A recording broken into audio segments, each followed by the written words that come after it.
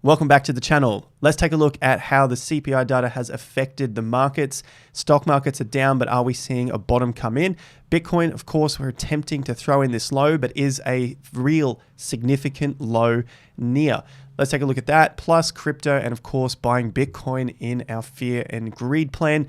Do those things down below. Like and subscribe if you haven't already. Thank you so much for your support and smashing the likes to a new all-time percentage high above 10%.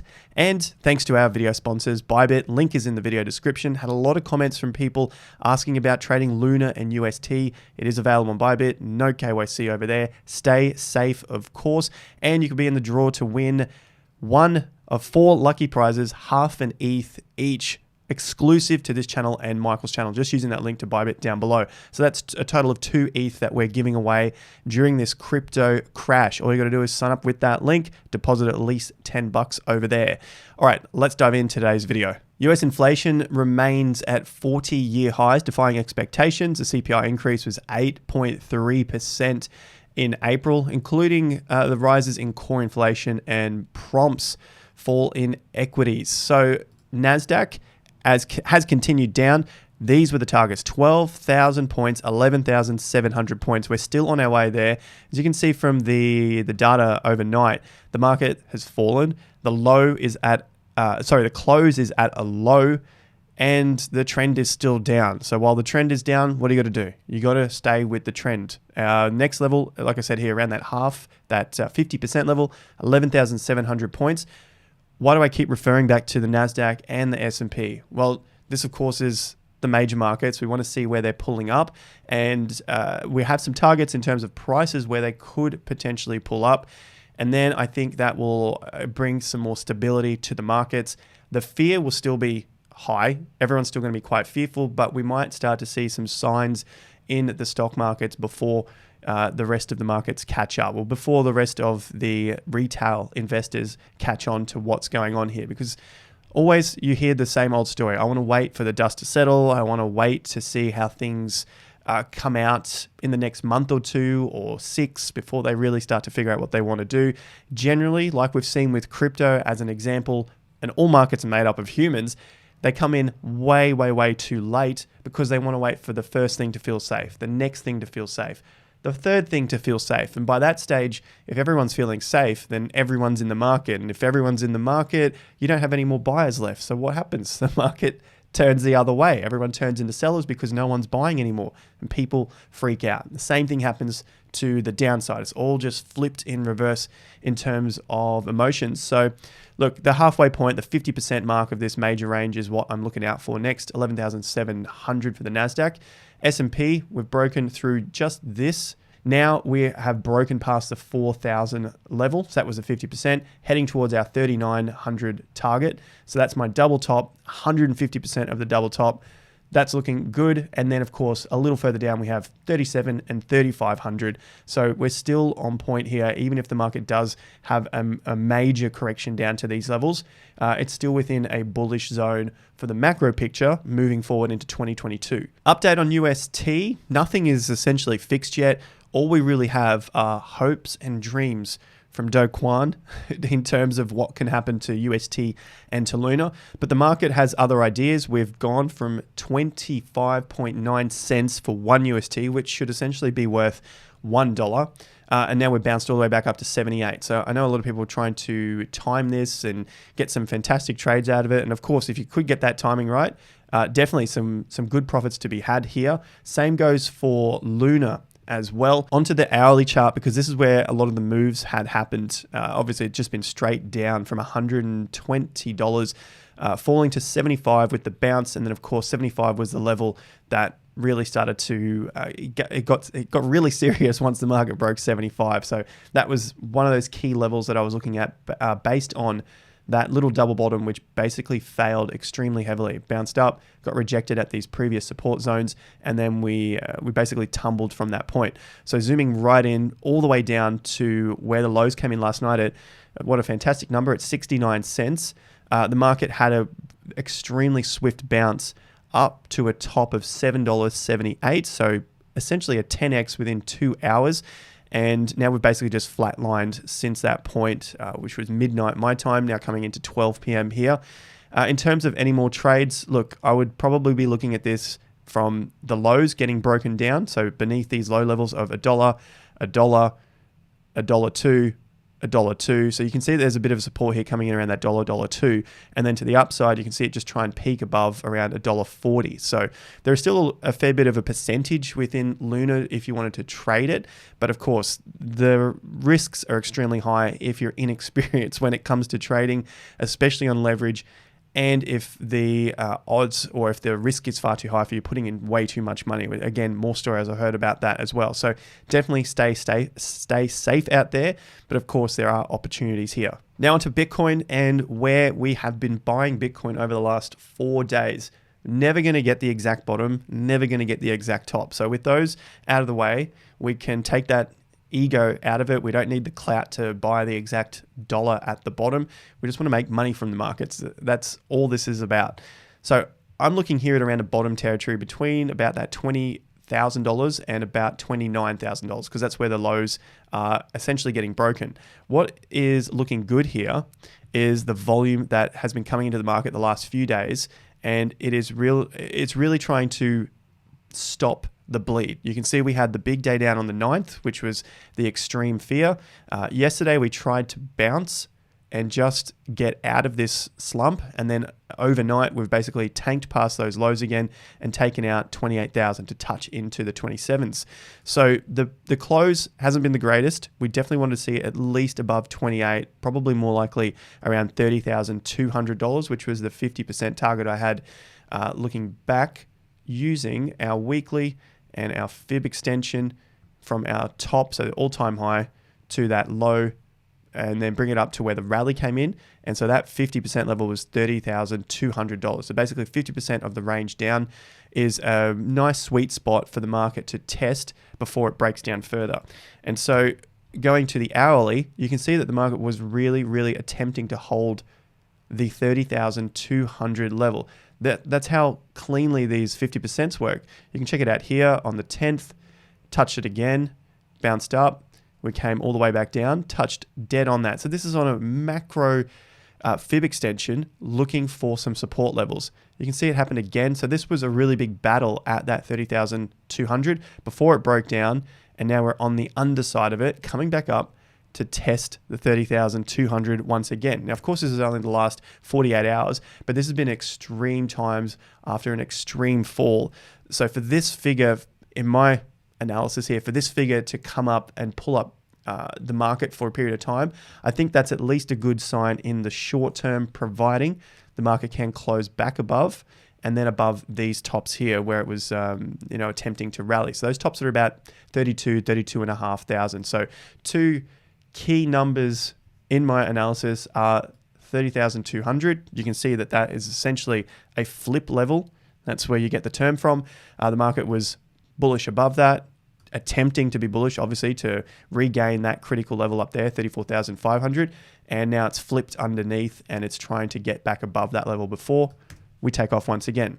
With that in mind, we could still see further downside over the coming weeks to months, maybe a slow grind, maybe getting back towards that 200-week moving average, which comes out at the moment at 21,800.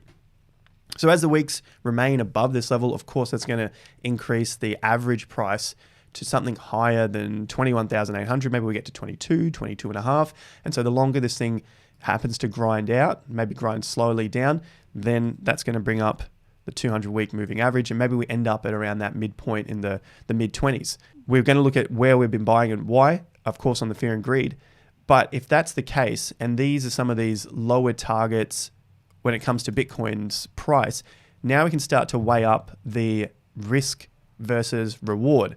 So I've got the risk here as my bottom territory. So this could be about, that sounds a bit crazy, but a bit weird. But anyway, the bottom territory, 20,000 to 28 to 29,000.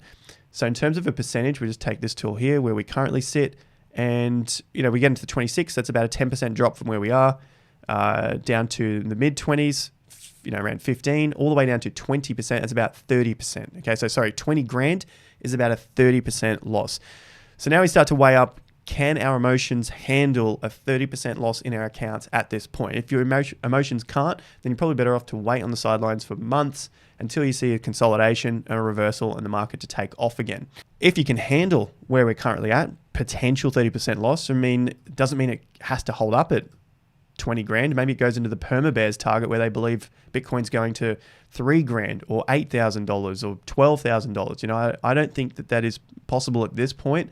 Obviously, we'll wait and see. But if we are looking at these levels, especially the 200-week moving average, which has held up reasonably well over the history of Bitcoin, maybe it gets a wick underneath but comes back above like what happened in March 2020, then that sets us up for a much better risk-reward entry, and we just know we'll have an idea in our plan of what's coming next so we can prepare.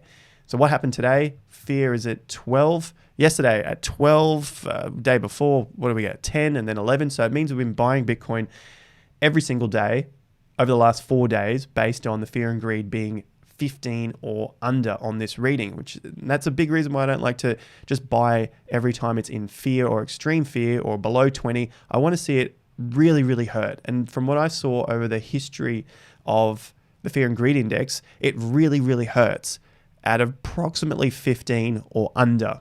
16 maybe, but just to keep it even more hurt, around 15 or under is where that extreme blood comes into the street. And that's the sort of extreme prices that I want if I'm going to be dollar cost averaging into Bitcoin, not other cryptocurrencies. I think there's still a long way for some of those to go. I'm talking specifically about Bitcoin here, and we might even add Ethereum to that list as well. So we have our targets on Bitcoin where we're buying. These are the last 4 days of purchases. We got one at 34K, then at 30K, 31K, and basically 30K again. So basically, we're just doing $1,000 a day here. It's giving us 0.033 of a Bitcoin. Now our total's up to 0.64 of a Bitcoin, nearly 2/3 of a BTC. And this has taken 12 months to accumulate. We first started on the 20th of May after that massive crash in May of 2021. And so this has just taken time to accumulate that BTC, which is now at an average price of 34,700. Sure, you could say, why don't you just buy one Bitcoin now? 12 months ago, if you've been in the market, you would never have believed that the market would have got back down to anything under $28,000. I mean, our low at the time was 28,900. And so to think that Bitcoin would have been under 30 grand again was almost impossible for the majority of people. That's why we have a plan. That's why we try to stick to something so that we're in a better position moving forward. If we believe the price of Bitcoin will reach 100, 200, 500 grand sometime in the years to come. Now for the dominance on Bitcoin, we saw a massive altcoin capitulation yesterday. The dominance continues to rise as I'm filming this video. Yesterday, a lot of altcoins dumped in their BTC value, and I think they're probably going to go a lot further than that as well over the coming months. Many months. They're just going to keep getting flattened by BTC. The USD might stay up. We've talked about that quite a lot, but in terms of alts, I would definitely be waiting, my opinion, of course, for a Bitcoin to at least round off its bottom and start to take off again before we think there's going to be a bigger altcoin season coming. Now, there will be some smaller altcoin seasons in between. I can definitely see that happening, but I think as a longer term view, if you don't have the time to be investing into the markets day to day, I'll probably look for the bigger swings rather than trying to play the short-term game. And as we can see here, Bitcoin's back above 43.5%, attempting to take out these tops from March before we broke down for that mini altcoin season. ETH BTC, this is the big reason why the dominance skyrocketed. ETH BTC got crushed, 50% rejection. ETH is weakening against its Bitcoin value. Volume is increasing on the rejection. 1, 2, 3 days, we had a low come in. We tried to hit 50%. We got rejected at 50% again. And we closed beneath all of these lows. So in the short term, that's not looking so good for ETH. You definitely want to see it hold up here, probably on the next 50% level, which is at about 0.07. So 7% of a Bitcoin value, hold above, and then start to work its way higher again. So for the short term, ETH obviously weaker, and that is showing in terms of the BTC dominance. ETH being weak, that's flowed over into altcoins, and altcoins are weak. So to stay safe, obviously, stablecoins, obviously not talking about USD at this point. And of course, Bitcoin, if you want to have some exposure to the market potentially coming back in a very low risk strategy for crypto. And of course, it's not going to get the gains like some of the other alts might get on a bounce. If trading crypto wasn't enough risk for us, now we have the threat of Coinbase going bankrupt. So if they did go bankrupt, then that could potentially wipe out the users' funds. Now, I'm not trying to spread any extra FUD here. It's literally just looking at the headline based on Coinbase's quarterly loss. So they didn't make as much revenue as they have done in the past. Obviously, they're an exchange. Obviously, they make more money when more people are trading because they take a nice chunk of commission off each trade, and that's down. So overall, it's down. Looking at their market cap, this is what I like to go to in terms of, is the business still stable? Looking at the market cap, it's around $12 billion. Coinbase has assets of about $21 billion. And if we take a closer look to something a little bit more recent, March 31st, they have total assets of about 21 billion here, minus crypto assets held 1.5 billion. So they're still somewhere around that 19 to 20 billion in assets. So they have more than what their market cap is currently worth. This market cap of Coinbase, which is currently sitting at a price of $53.72, could basically double from this point, and then that would equal the amount of assets that they currently have. And interestingly, the IPO came out at the peak, the pinnacle of the Bitcoin bull market in 2021, right here, middle of April. That's when we saw the peak at around 65,000. Sure, we got to move to 68 and 69, but in terms of what we can see now in terms of volumes across the markets, the volumes were so much higher in April. The interest across cryptocurrency, way more extreme at that point too. So this was pretty much the true top, but this was basically just the after effects of the market moving up. So this was where the peak excitement was. This was second to this top. And for Coinbase, you can definitely see that in terms of their profitability. There wasn't as much volume happening in that second peak into November. And of course, the market has tanked since that point. For Bitcoin, the low is near. And I know I'm going to be speaking about this for the coming weeks, maybe even months, but that is the reality, of course, in my opinion and my analysis, based on several of the indicators we've looked at today and over the past few weeks for Bitcoin. And we'll continue to update that in videos to come. If you want to get your chance to win half an ETH, check out the link to Bybit in the top of the video description. 4 winners will get that exclusive to this channel and Michael's channel. Check it out, link in the description. And of course, SwiftX as well for the Aussies. You can stake or earn interest on your cryptocurrencies on their platform. Link is also in the video description. Thanks again, guys. Like and subscribe. Appreciate the feedback. See you in the comments. And until next time, have more fun to get more done.